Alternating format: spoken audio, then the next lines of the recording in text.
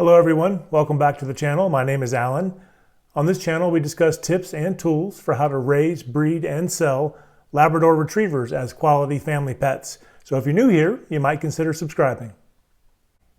In today's video, we're going to answer questions that you folks have been asking on the channel. Let's get to it.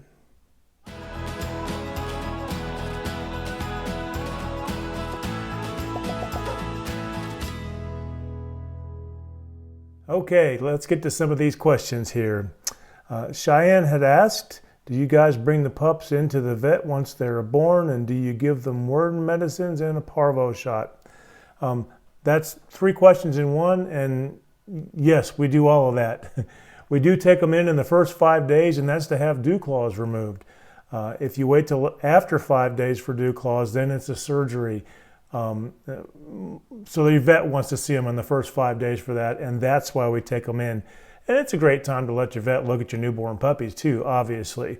But specifically, you want to get them in there before their nervous system develops too far. They won't even feel it when the dew claws come out. Now, for worming medicine, we use the NMX2. That's on our website in the tools section if you're interested. And your vet will probably sell it to you as well.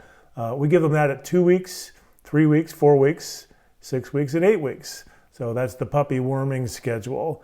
And as far as the shots, most people, we use the Super 5.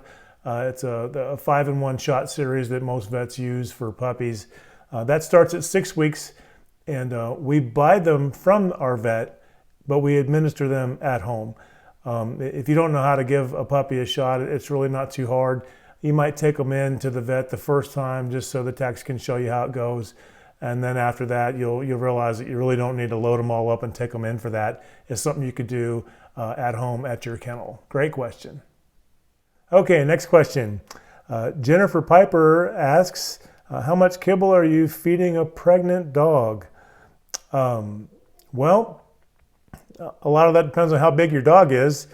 You want to feed your pregnant dog a normal feeding schedule as you would any adult dog.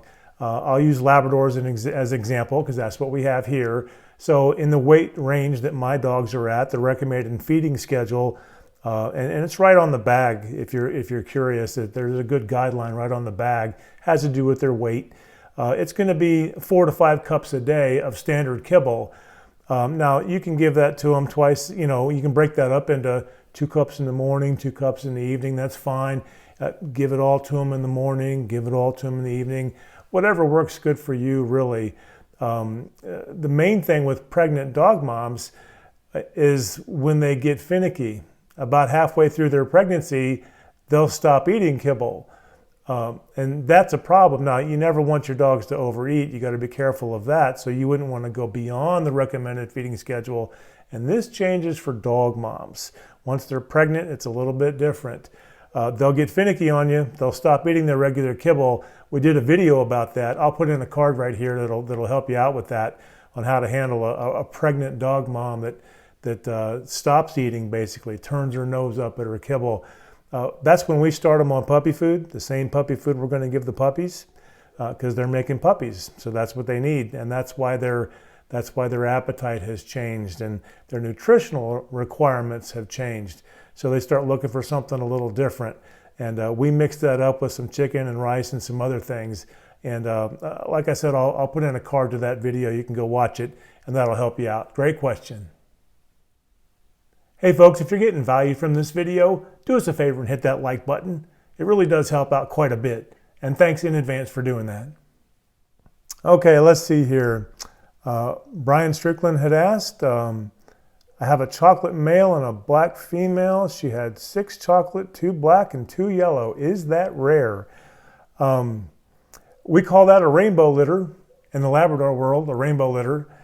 And is that rare? That's a great question for a coat color geneticist. I'm not entirely sure how rare that is. It's not something you see every day, that's for sure. And while we're on that topic, Paw Print Genetics is the genetics company that we use, and they've recently given us a new promo code for this year, so it's MLL 2023. You can put that in at checkout, and it'll give you 20% off on any test you order there. There's a couple of exceptions to that, but it's rare. But anyways, if you send in genetic samples for your males and your females to Paw Print Genetics and order the coat color genetics testing, that all goes into their database and it'll be on their website.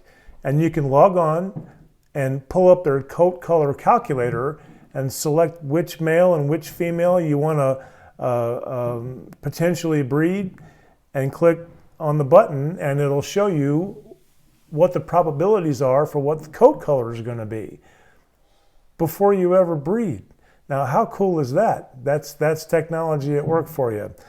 So, coat color genetics, it's a tough conversation to have. There's people with PhDs that don't understand it very well. You can spend weeks talking about it and still not cover everything. But I do recommend that you visit Paw Print Genetics and take advantage of the promo code that they gave us. And that'll give you a definite leg up on coat color genetics.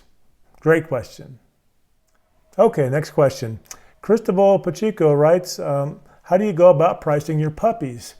Well, that's a great question. And one of the best ways that I've found to do that is to go to puppies.com and do a search for the kind of puppies that you're selling. Like for me, that would be Labrador Retrievers.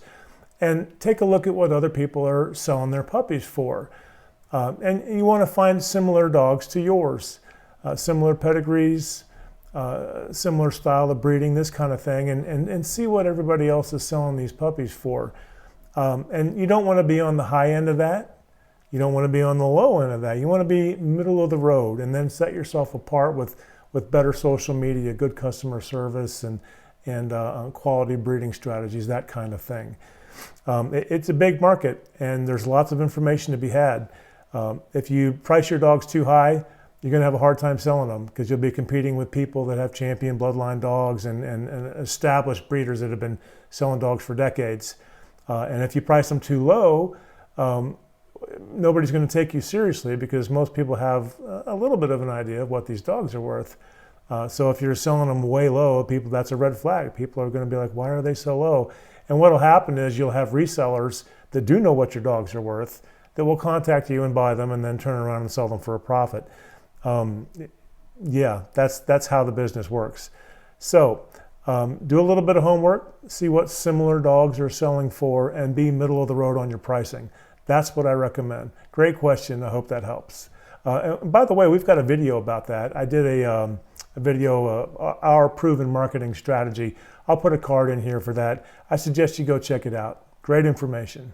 Hope that helps. The business end of this is a little daunting. I get that. Most of this stuff I kind of had to figure out on my own. I really didn't have a mentor or a coach to go to, and that would have been helpful. And to that end, I do offer one-on-one coaching, and you can go to my website at mustlovelabs.com/coaching. Just click on the coaching tab and learn more about that. If you'd like to support our channel, there's a thanks button at the bottom of this video. You can always visit us on the web at mustlovelabs.com. If you'd like to watch more of these Q&A style videos, we've got a playlist for that right here.